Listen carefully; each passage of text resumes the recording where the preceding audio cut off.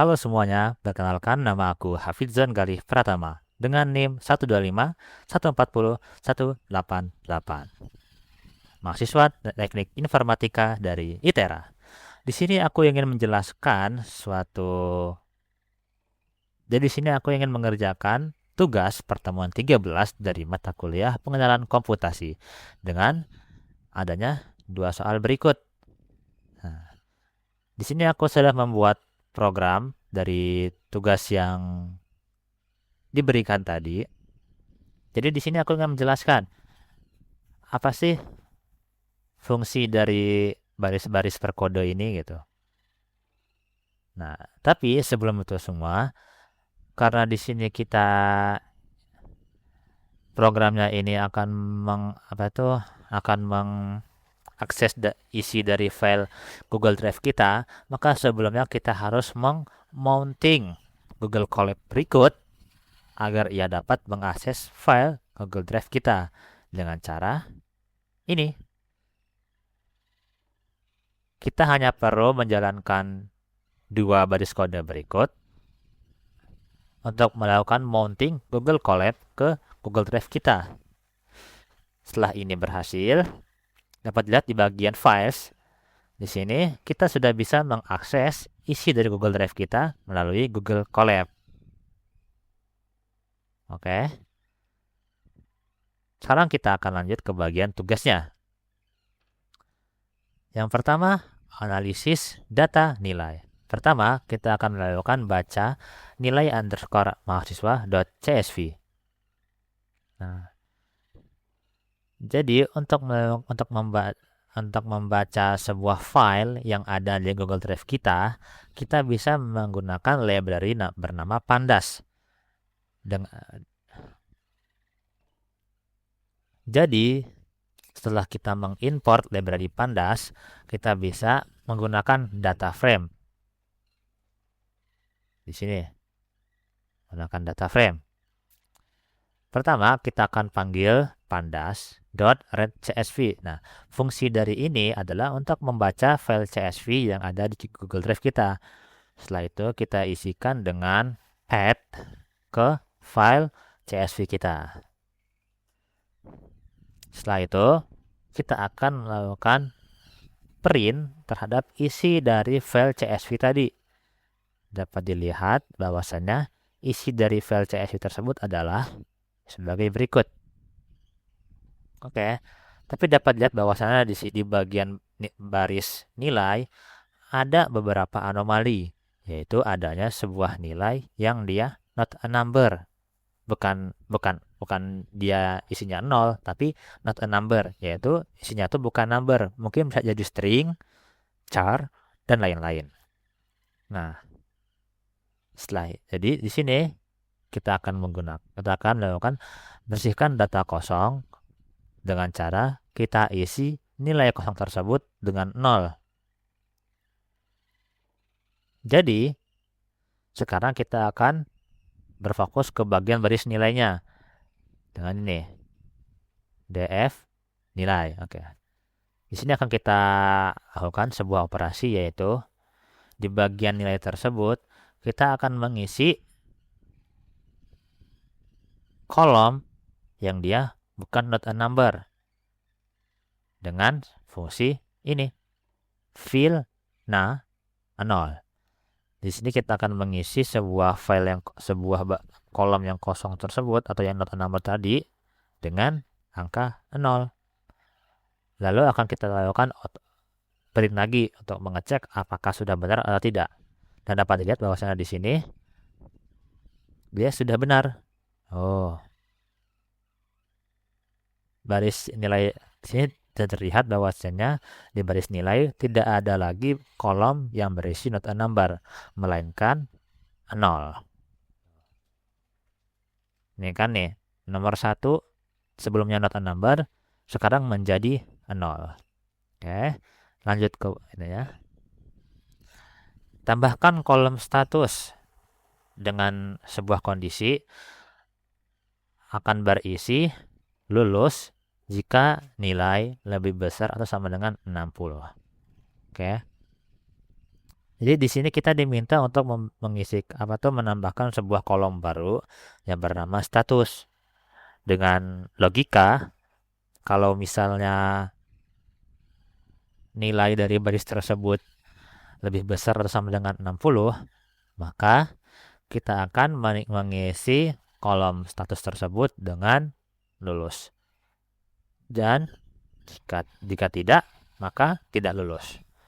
Jadi caranya di sini kita akan membuat sebuah kolom baru bernama status yang isinya dia akan lulus jika nilai-nilai lebih besar atau sama dengan 60 atau tidak lulus.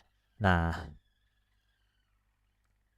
fungsi dari kode yang selanjutnya ini yaitu kita akan mengisi nilai X yang ada di bagian if ini sebagai nilai dari baris tersebut. Nah, jadi misal kita mengakses baris 0, maka X-nya ini akan mengambil isi dari kolom nilai di baris 0, lalu disimpan ke nilai X sebagai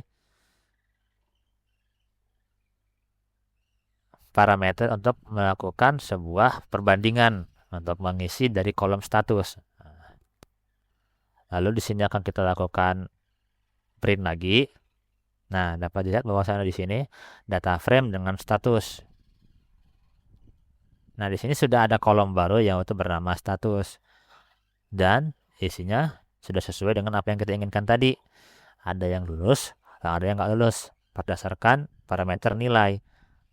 Nah, dari sini dapat dilihat bahwasanya jika nilainya 85, maka dia akan berstatus lulus, dan misalnya jadi bawah 60 akan tidak lulus. Lalu kita akan menyimpan hasil ke nilai underscore bersih.csv. Oke, jadi setelah ini semua selesai, setelah kita rapihkan dari data mentah sebelumnya, kita akan menyimpan ke file nilai underscore bersih.csv dengan cara kita bisa memanggil df underscore nilai .to underscore csv. Oke. Jadi sekarang kita akan langsung melompat ke tugas yang kedua, yaitu visualisasi distribusi nilai. Arahan yang pertama yaitu kita harus membuat histogram distribusi nilai mahasiswa. Jadi pertama kita akan membuat sebuah visualisasi menggunakan histogram untuk menampilkan isi dari suatu data.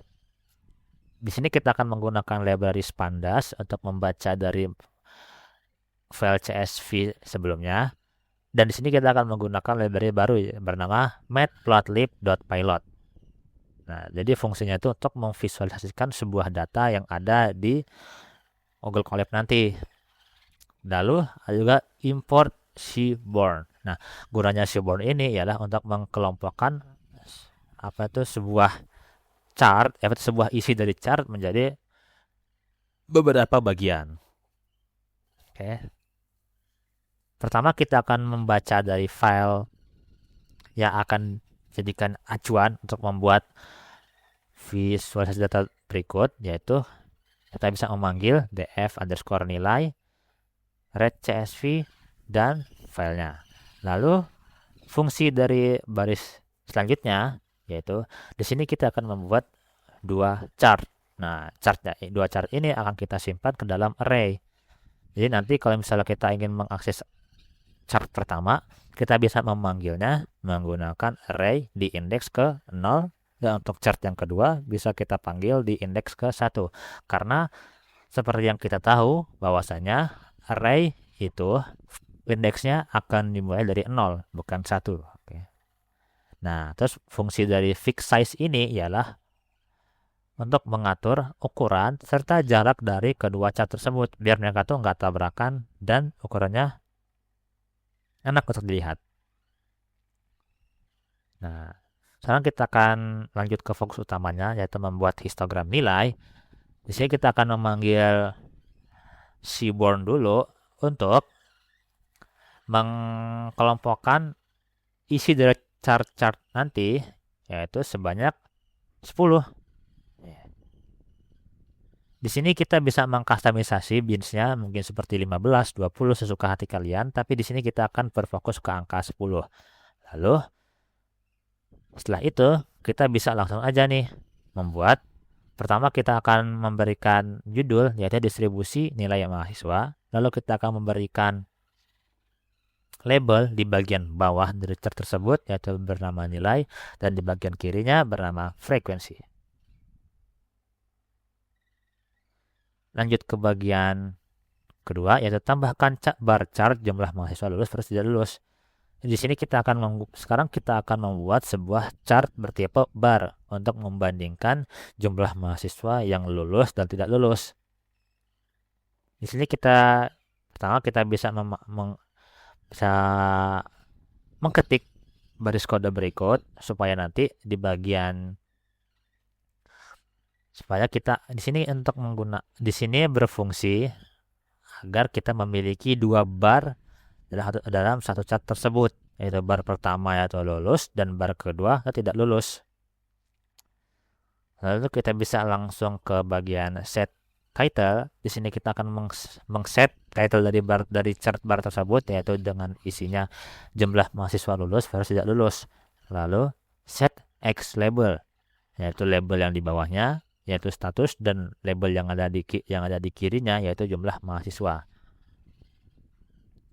Lalu setelah ini semua selesai, kita bisa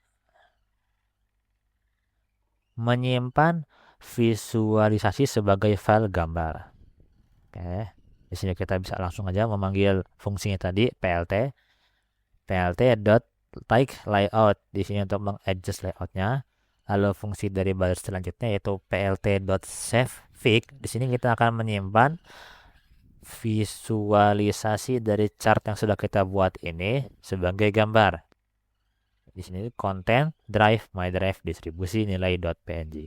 Lalu kita akan menampilkan chart yang sudah kita buat tadi dengan memanggil baris plt.show.